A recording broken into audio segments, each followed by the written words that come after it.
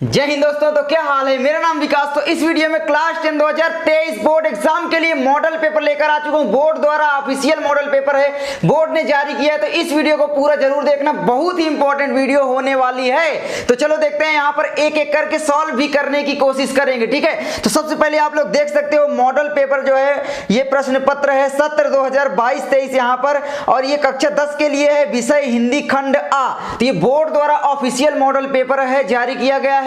तो चलिए एक एक करके इसको सॉल्व करेंगे, ठीक है। तो आप लोग देख सकते हैं 2022-23 के लिए। तो यहाँ पर जो आपका समय मिलेगा 3 घंटे 15 मिनट का मिलेगा ही। कुछ निर्देश दिए गए जिनको आप पढ़ सकते हो। 70 का पूर्णांक रहेगा। 30 नंबर आपको आपके कॉलेज की तरफ से मिल जाएंगे। तो यहाँ पर पहले जो दिया गया कि भाई 15 मिनट आपको इसे पढ़ने के लिए दिए जाते हैं, और ये जो मॉडल पेपर है ये खंड आ और ब में विभाजित रहेगा, और आपको OMR सीट मिलेगी। 20 आपके बहुविकल्पी प्रश्न रहेंगे और OMR सीट पर भरने पड़ेंगे, ठीक है। तो यहाँ पर सारी चीजें दी गई है। बहुविकल्पी प्रश्न, प्रत्येक प्रश्न के लिए 1 अंक जो है निर्धारित किए गए हैं, ये सब आप पढ़ सकते हो, ठीक है। तो यहाँ पर देखिए सबसे पहला क्वेश्चन क्या कहता है। पूर्णांक आपका 20 अंक का यहाँ पर दिया गया है, देखो खंड आ का, क्योंकि खंड आ में पूरे के पूरे जो क्वेश्चन रहेंगे वो होंगे बहुविकल्पी, ठीक है। क्या होंगे? बहुविकल्पी। तो यहाँ पर पहला क्वेश्चन कहता है बाबू गुलाब राय किस युग के लेखक हैं? तो ए नंबर पहला विकल्प है भारतेंदु युग, दूसरा विकल्प है द्विवेदी युग, तीसरा विकल्प है शुक्ल युग, और चौथा विकल्प है शुक्लोत्तर युग। यहाँ पर लिखना चाहिए था, शुक्लांतर लिखा है, ठीक है। तो ये होना चाहिए। तो बाबू गुलाब राय जो है वो किस युग के जो है वो लेखक हैं? तो वो हैं आपके द्विवेदी युग के। तो आप लोग याद रखना, बहुत ही इंपॉर्टेंट है। उसके बाद अगला क्वेश्चन कहता है चिंतामणि किस विधा की रचना है? हमेशा से मैं बताता आया हूं कि भाई चिंतामणि जो है वो निबंध विधा की रचना है, ठीक है। तो ये सारे विकल्प आपके गलत रहेंगे, क्योंकि निबंध, और ये किसकी रचना है आप लोग ये भी बताओ। आचार्य रामचंद्र शुक्ल की, ठीक है। आचार्य रामचंद्र शुक्ल जी की। तो शुक्ल यहां पर मैं लिखे दे रहा हूं। उसके बाद आता है प्रश्न नंबर 3, गबन किसकी रचना है? गोदान, गबन, सेवा सदन, निर्मला, ये सारी किसकी रचनाएं हैं? उपन्यास हैं, आप जानते हो किस विधा की, बता दिया उपन्यास, ठीक है। अब ये किसकी रचना है? वो है पहला ही विकल्प मुंशी प्रेमचंद जी की, ठीक है। तो याद रखना जो ये किस विधा की है, पूछ सकता है ना, गबन किस विधा की रचना है, तो ये हो जाएगी उपन्यास। तो ये आप लोग याद रखना। उसके बाद आगे बढ़ते हैं प्रश्न नंबर 4, शुक्ल युग की समय अवधि है। तो शुक्ल युग की जो समय अवधि है वो कितनी है? तो यहाँ पर शुक्ल युग की जो समय अवधि है 1936 ईस्वी से 1943 ईस्वी तक, या दूसरा 1919 से 1938 ईस्वी तक, तीसरा 1900 से 1918 तक, या फिर उपरोक्त में से कोई नहीं। तो यहाँ पर जो दूसरा विकल्प है ये सही है, 1919 से 1938 ईस्वी तक। और एक बात याद रखना, कहीं कहीं पर लिखा आ सकता है कि भाई 1922 ईस्वी से 1938 ईस्वी तक। ये दोनों सही बातें हैं, क्योंकि थोड़ा बहुत डेट में फर्क रहता है और आप लोगों को कंफ्यूजन होती है, इसलिए मैंने बता दिया। तो चलो आगे बढ़ते हैं। अगला क्वेश्चन कहता है प्रश्न नंबर 5, नीड़ का निर्माण फिर किस विधा की रचना है? तो पहला विकल्प है जीवनी, दूसरा विकल्प है आत्मकथा, तीसरा विकल्प है साक्षात्कार यानी भेंट वार्ता, चौथा विकल्प है रेखा चित्र। तो किसकी रचना है? ये आत्मकथा विधा की रचना है। आप लोग याद रखना, बहुत ही इंपॉर्टेंट है। और ये किसकी रचना है ये भी मैं आपको बता दूं, तो आप लोग मुझे क्या कमेंट कर सकते हो, मैं बता दे रहा हूं, हरिवंश राय बच्चन जी की। तो याद रखना हरिवंश राय बच्चन, ठीक है। तो ये आप याद रखना, बहुत ही इंपॉर्टेंट है। उसके बाद प्रश्न नंबर 6 आता है प्रिप्रवास किस युग की रचना है? तो प्रिप्रवास किस युग की रचना है? जल्दी से मुझे आप कमेंट करो। तो यहाँ पर पहला है द्विवेदी युग की, दूसरा है भारतेंदु युग की, तीसरा है प्रगतिवादी युग की, और चौथा है छायावादी युग की। तो प्रिप्रवास जो है, ठीक है, वो किस युग की रचना है पूछा है, तो वो है आपकी यहाँ पर याद रखना द्विवेदी युग की, ठीक है। किसकी है? द्विवेदी युग की। और किसकी रचना ये भी मैं आपको बता दूं, इसके लेखक, तो चलो मैं बता दे रहा हूं, अयोध्या सिंह उपाध्याय, हरिऔध बोला जाता है इनको, ठीक है। तो हरिऔध में लिखे दे रहा हूं, अयोध्या सिंह उपाध्याय हरिऔध, ठीक है। मतलब इनको हरिऔध शॉर्ट में बोल दिया जाता है।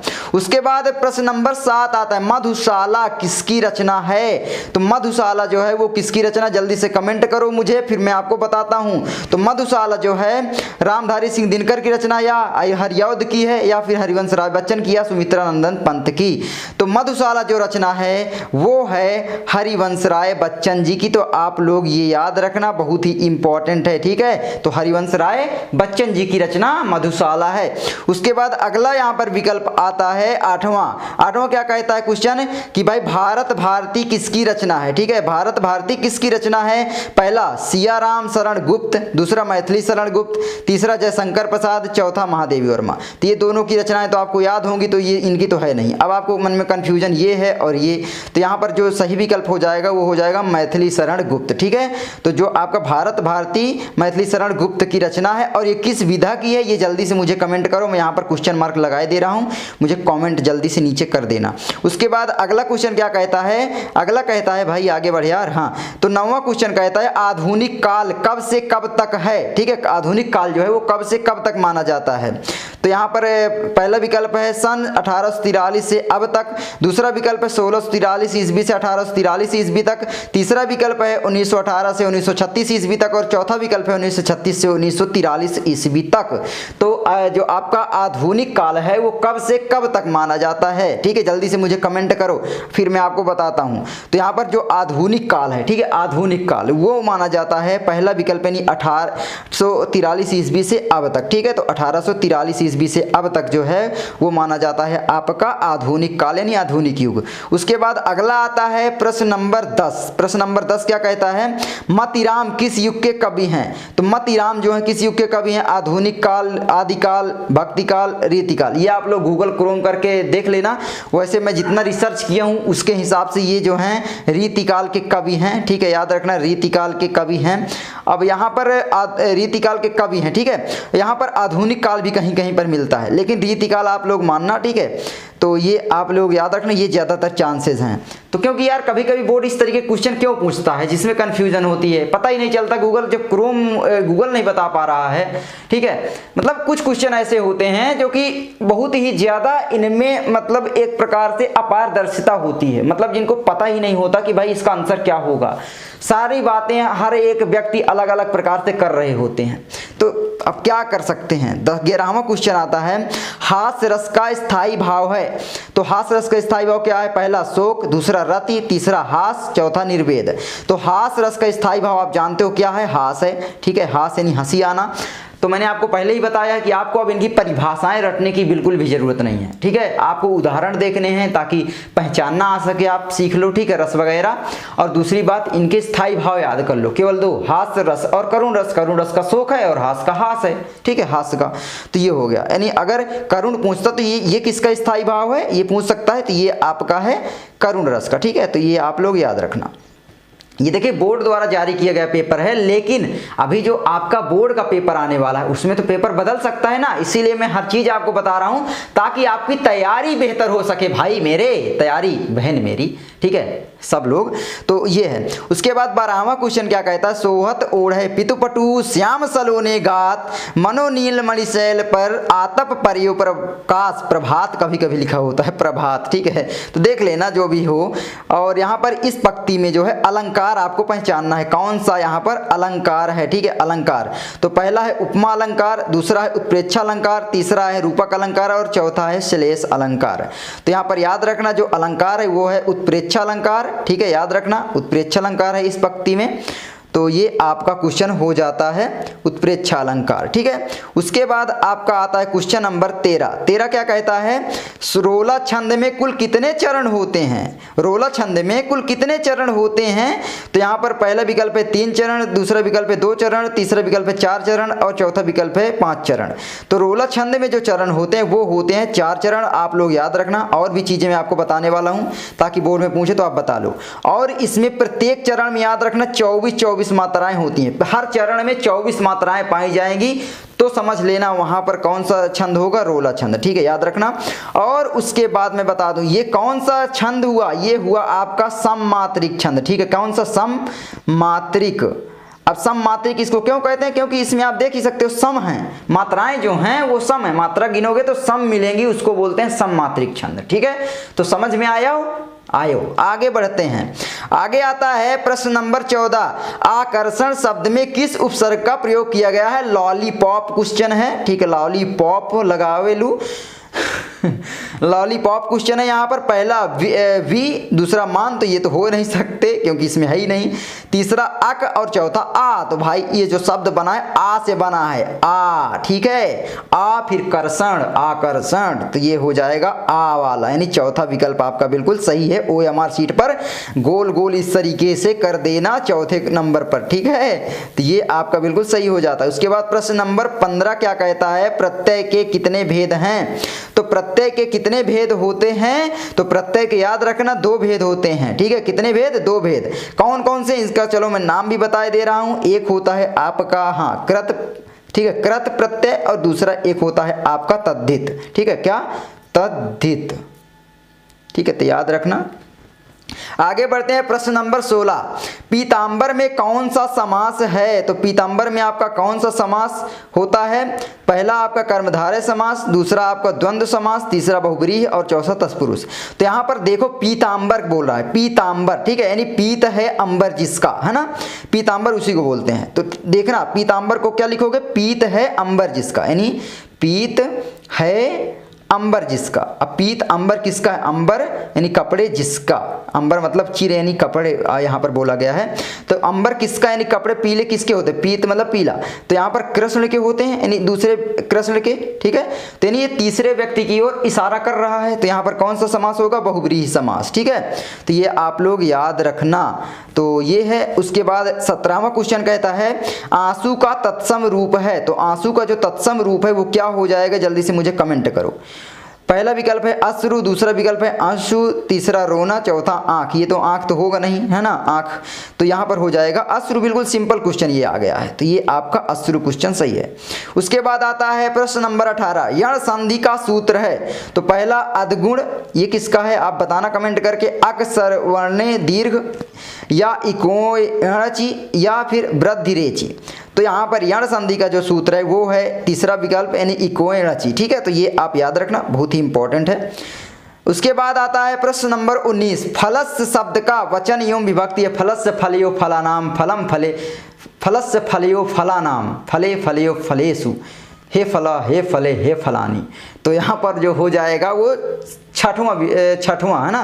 तो यहाँ पर षष्ठी विभक्ति हो जाएगा और एक वचन। तो कहाँ है भैया? ये पहला षष्ठी विभक्ति एक वचन, ठीक है। तो यही आपका बिल्कुल सही हो जाएगा। ये आप लोग याद रखामी, ठीक है। थोड़ा संस्कृत भी बोल लेते हैं, यादम रखामी देख लेना। उसके बाद 20वां क्वेश्चन कहता है 20वां अपठत धातु का वचन एवं पुरुष है। तो पहला है द्विवचन प्रथम पुरुष एक वचन, उत्तम पुरुष बहुवचन और मध्यम पुरुष द्विवचन। तो यहाँ पर एक वचन होगा क्योंकि अपठत जो है वो शुरू ही होता है, ठीक है। तो अपठत शुरू होगा तो ये एक वचन वाले जितने भी हैं आपके सही होंगे। तो यही है भाई, प्रथम पुरुष एक वचन, यही होगा, ठीक है। तो थोड़ा दिमाग लगाओ, आ जाएगा। उसके बाद 20 क्वेश्चन आपके मैं कंप्लीट करवा चुका हूं। अब आते हैं कि किस तरीके के प्रश्न आपके बोर्ड एग्जाम में आते हैं। बहुत ही मदद मिलती है इस तरीके के मॉडल पेपर से जो कि बोर्ड ने जारी किया है हर चीज जानने में, ठीक है। तो आपको वीडियो पूरी जरूर देखनी चाहिए। तो चलो देखते हैं यहाँ पर वर्णनात्मक प्रश्न यानी खंडबा, ठीक है। खंडबा में जो है वर्णनात्मक प्रश्न मतलब समझ रहे हो, जिसका आपको कॉपी में उत्तर लिखना है बहुत ज्यादा के। ये आपका 50 पूर्णांक रहेगा, 50 नंबर का रहेगा, यानी 50 नंबर का ये रहेगा 50 का, और 20 नंबर के बहुविकल्पी, यानी टोटल आपके 70 नंबर। तो यहाँ पर प्रश्न नंबर पहला क्या कहता है? निम्नलिखित गद्यांश पर आधारित 3 प्रश्नों का उत्तर दीजिए। अब यहाँ पर 3 प्रश्न के उत्तर दोगे तो 3 × 2 यानी 6 नंबर आपको मिलेंगे, जो कि पहले भी सेम इसी तरीके का क्वेश्चन आता था और 6 नंबर मिलते थे। तो इसमें कोई बदलाव नहीं हुआ है, ठीक है। तो इसमें देखो पहला क्वेश्चन है आपको संदर्भ बताना पड़ेगा, दूसरा क्वेश्चन रेखांकित अंश की व्याख्या करना पड़ेगा, इसका 2 नंबर मिलेगा, इसका 2 नंबर, और तीसरा क्वेश्चन आपको लेखक के अनुसार समाज में विभिन्नता देखकर लोग एक दूसरे की ओर क्यों आकर्षित होते हैं, इसका 2 नंबर। तो जब आप इसको ध्यान पूर्वक पढ़ोगे तो आपको ऑटोमेटिकली आंसर इसका मिल जाएगा। तो 2 नंबर ये फिक्स, संदर्भ आप लिख ही लोगे 2 नंबर वो फिक्स, व्याख्या आप बना कर दोगे 2 नंबर ये फिक्स। तो कहां पर आपको दिक्कत आ रही भैया मेरे? हाँ, मुसुक रहा है। अब यहाँ पर देखो कौन से चैप्टर थे ये पहचानना सबसे इंपॉर्टेंट है। यह कोई बात नहीं है कि एक स्वभाव और रुचि के लोगों में ही मित्रता हो सकती है। भैया मित्रता चैप्टर से लिया गया है। अब मित्रता चैप्टर के लेखक कौन है? आचार्य रामचंद्र शुक्ल। तो बस प्रस्तुत गद्य पंक्तियां या गद्यांश हमारी पाठ्य पुस्तक हिंदी के गद्य खंड में संकलित मित्रता नामक निबंध से अवतरित है। इसके लेखक आचार्य रामचंद्र शुक्ल हैं। 2 नंबर आपके फिक्स। और उसके बाद व्याख्या कर डालो इसी में। एक ही स्वभाव व्यक्ति में उदाहरण दे दो, राम और लक्ष्मण में एक विभिन्न मस्त दोस्ती थी लेकिन फिर भी उनके स्वभाव अलग अलग थे। भाई बढ़ा डालो बस, ठीक है। उसके बाद आपका आता है ये आपको विभिन्नता देखकर लोग एक दूसरे की ओर आकर्षित क्यों होते हैं, यहाँ पर दिया गया है, ठीक है। तो यहाँ पर आप लोग जब पढ़ोगे तो आपको आंसर ऑटोमेटिकली मिल जाएगा, इसमें इतनी बड़ी बात नहीं है। उसके बाद अगर ये नहीं आता तो आप ये भी कर सकते हो, अथवा हे भगवान तब के लिए विपद के लिए इतना आयोजन, परम पिता की इच्छा के विरुद्ध इतना साहस, पिताजी क्या भीख न मिलेगी, क्या कोई हिंदू भूपृष्ठ पर ना बचा रह जाएगा जो ब्राह्मण को 2 मुट्ठी अन्न दे सके, यह असंभव है, फेर दीजिए पिताजी मैं कांप रही हूँ, इसकी चमक आंखों को अंधा बना रही है। एक बात याद रखना, यहाँ पर भी 2 नंबर 2 नंबर 2 नंबर मिलेंगे और यहाँ भी संदर्भ करना पड़ेगा, अंश की व्याख्या करनी पड़ेगी, जो भी रेखांकित अंश है याद रखना, जो भी रेखा यहाँ पर खींची गई है, ठीक है, जहाँ से रेखा खींची गई बस उतनी की व्याख्या करनी है। और ममता द्वारा किस कार्य को ईश्वर की इच्छा के विरुद्ध बताया गया, ये यहाँ पर आपको ढूंढना पड़ेगा और आराम से यहाँ पर आप जब पढ़ोगे मिल जाएगा। अब यहाँ पर चैप्टर का नाम आपको पहचानने में दिक्कत आ रही होगी जब आप ऊपर पढ़ रहे थे, लेकिन थोड़ा नीचे आओगे क्वेश्चन में तो यहाँ पर क्या पूछा है, ममता द्वारा किस कार्य को, यानी ममता चैप्टर से लिया गया है। पाठ आराम से आप पहचान चुके हैं और 2 नंबर आपके पक्के हो चुके हैं। तो ममता चैप्टर से लिया गया है और ममता चैप्टर के जो लेखक हैं वो हैं जयशंकर प्रसाद जी, है ना। तो ये आपको थोड़ा सा ट्रिक लगाना होता है और इनमें कोई बड़ी बात नहीं होती है, बहुत ही आसान होते हैं, बस डर जाते हो तुम लोग, डरो मत, ठीक है। उसके बाद चलो आगे बढ़ते हैं। आगे आपका ये काव्य आ जाएगा, काव्य यानी पद्य, ठीक है, ये पद्य से लिया गया है। पद्य में भी इसी तरीके से क्वेश्चन आते थे, पहले भी 3 into 2 आएंगे। अब पहले क्या होता था कि भाई पहले 1 नंबर की आपकी संदर्भ आता था और यहाँ पर 4 नंबर की व्याख्या आती थी और प्लस 1 यानी काव्य सौंदर्य आता था, लेकिन अब की बार 2-2 नंबर के प्रश्न आएंगे। देखो ये जो भी चरण कमल बंदाओ हरि राई, जाकी कृपा पंगु गिरी लांगे, अंधे को सब कछु दर्शाई, बैरव सुने गूंग पुनि बोले, रंग चले सिर छत्र धराई, सूरदास स्वामी करुणामय, बार बार बंदों तिहि पाई, ठीक है। तो यहाँ पर उपर्युक्त पद्यांश का संदर्भ लिखिए, यहाँ पर किससे लिया गया ये जल्दी से मुझे कमेंट करो। ये सूरदास के सूरसागर से लिया गया है ना, सूरदास जी इसके लेखक हैं। सूरसागर इसका जो है पद है, सूरसागर रचना से लिया गया है, आप जानते हो। तो बस आपका यहाँ पर संदर्भ पक्का, 2 नंबर फिक्स। और यहाँ पर रेखांकित अंश की व्याख्या कैसे करोगे, चरण कमल बंदौ हरि राय, राखी कृपा पंगु गिरि लाग है। मैं उस भगवान की, उस करुणा में भगवान की चरण कमलों की वंदना करता हूँ। और यहाँ पर जाकी कृपा पंगु गिरि लांग है, जिसकी कृपा से लूले लंगड़े भी पहाड़ को लांघ जाते हैं, छलांग लगा देते हैं, चलने लगते हैं। और यहाँ पर बोला गया अंधे को सब कुछ दर्शाई, और अंधे को सब कुछ दिखने लगता है। मैं उस भगवान की, उस कृपा निधान की, मैं तहे दिल से कृपा निधान की दिल की गहराइयों से आदर सहित क्या करता हूँ, चरण कमलों की वंदना करता हूँ। समझ रहे हो, अपने से लिखना, ये नहीं कि आप रट रहे हो, इसी में बोल रहा है। उसके बाद 2 नंबर ये फिक्स। और यहाँ पर पंक्तियों में कौन सा अलंकार है आपको बताना है, ढूंढना है अलंकार। उसके बाद अथवा में भी दिया रहेगा, अगर ये नहीं आ रहा है कोई बात नहीं, इसको कर लो। सुनी सुंदर बैन सुधार सान सयानी है जानकी, जानी भली तिरछे करी नयन तिन्ह समुझाई, कछु मुस्काई चली तुलसी ते ही अवसर से ही रवें, और लोकत लोचन लाहू अली, अनुराग तराग में भानु उदय बिगसी मनु मंजुल कंच कली। तो यहाँ पर उपर्युक्त पद्यांश का जो है संदर्भ लिखना है, व्याख्या करना है और यहाँ पर ये प्रश्न का उत्तर देना है। अलंकार पहचानना आपको अब सीखना पड़ेगा, क्योंकि अलंकार पहचानने से आपके 2 नंबर इसमें फिक्स होते हैं और अलंकार उधर भी पहचानना आ सकता है, तो 2 नंबर उधर, तो समझ रहे हो, इसीलिए अलंकार पहचानना आप सीख लो। 3 नंबर का सवाल है। उसके बाद आगे आता है प्रश्न नंबर 3, दिए गए संस्कृत पद्यांश में से किसी एक का संदर्भ सहित हिंदी में अनुवाद कीजिए। तो यहाँ पर आपका ये आप लोग याद रखना, इसका हिंदी में अनुवाद करना है, एक संदर्भ लिखना है। संदर्भ लिखने का 2 नंबर मिलेगा, 3 नंबर अनुवाद का मिलेगा। तो एक बात याद रखना कि आप भारतीय संस्कृति जो चैप्टर है आपका, ठीक है, भारतीय संस्कृति याद रखा, संस्कृति, और यहाँ पर एक है वाराणसी, इन दोनों को तैयार कर लो। 100% आपका विकास भैया गारंटी दिलाता है कि इन्हीं चैप्टर से आएगा। बस चाहे रट लो चाहे कैसे करके, अगर तुमको 5 नंबर चाहिए तो इनको तैयार करते बनिए, तैयार करिए, ठीक है। उसके बाद आगे बढ़ते हैं। चौथा क्वेश्चन, दिए गए संस्कृत पद्यांश में से किसी एक का संदर्भ सहित हिंदी में अनुवाद कीजिए। ये आपका श्लोक रहेगा। अब श्लोक का भी आपको अनुवाद करना पड़ेगा। 2 नंबर संदर्भ का मिलेगा, 5 किस चैप्टर से लिए गए, बस वही लिखना पड़ता है कि भाई प्रस्तुत संस्कृत पंक्तियां हमारे हिंदी के अनुवाद, हमारे हिंदी के संस्कृत खंड में संकलित, भारतीय संस्कृति या किसी भी जो भी चैप्टर है, चैप्टर से लिया गया है। लेखक तो इसके होते नहीं बताया जाता। तो बस 2 नंबर आपका फिक्स। 3 नंबर अनुवाद कर दो छोटा सा। मानम हित्वा प्रियो भवति, क्रोधम हित्वा न शोचति, कामम हित्वा अर्थवान भवति, लोभम हित्वा सुखी भवेत। ठीक है, इसी तरीके सर्वे भवन्तु सुखिनः, सभी सुख को प्राप्त हो, सर्वे सन्तु निरामया, सभी रोग निरोगमय हो, रोगमय नहीं, ठीक है, सर्वे भद्राणि पश्यन्तु, सभी सुख को देखें, माँ कश्चित् दुख भाग भवेत। इस तरीके से आप लोग अनुवाद सीख लो, बहुत ही आसान होता है इन अनुवादों को करना।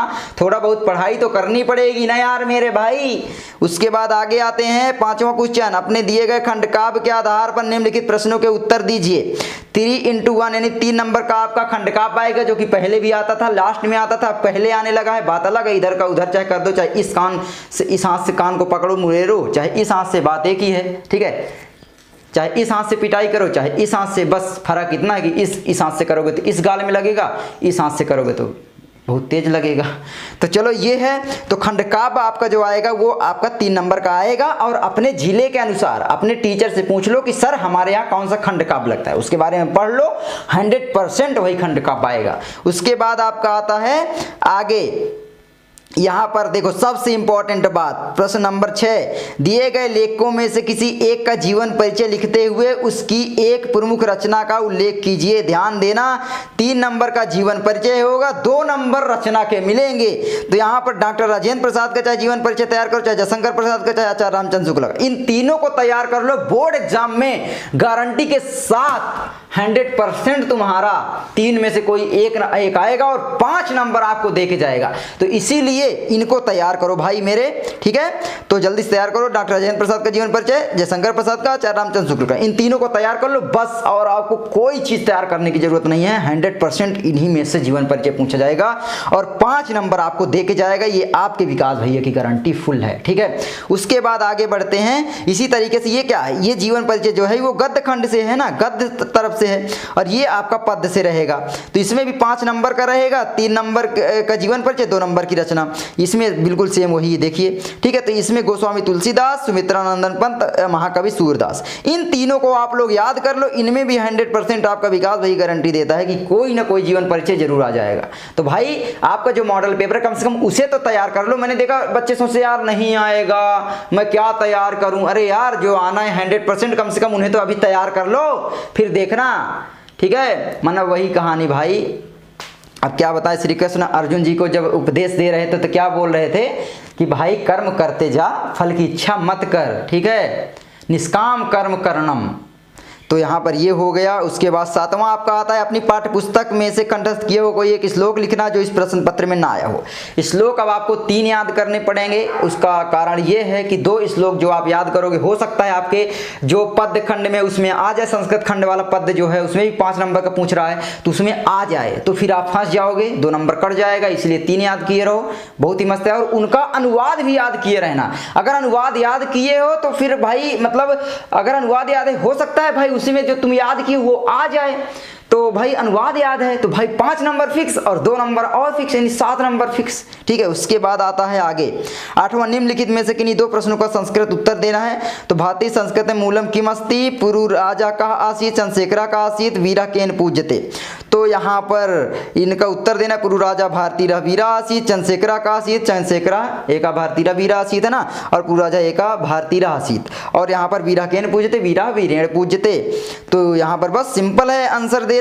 और यहाँ पर निम्नलिखित में से किसी एक विषय पर निबंध लिखिए। मैं सारी चीज बता दूंगा। अब यहाँ पर निबंध के बारे में बताता हूँ। ये आपका 9 नंबर रहेगा और लिखा कैसे गया ध्यान देना, 9x1। इसका मतलब जानते हो क्या है, आपको 9 टॉपिक लिखना पड़ेगा, ठीक है, टॉपिक। अब 9 टॉपिक यानी 9 हेडिंग आप कह सकते हो, हेडिंग।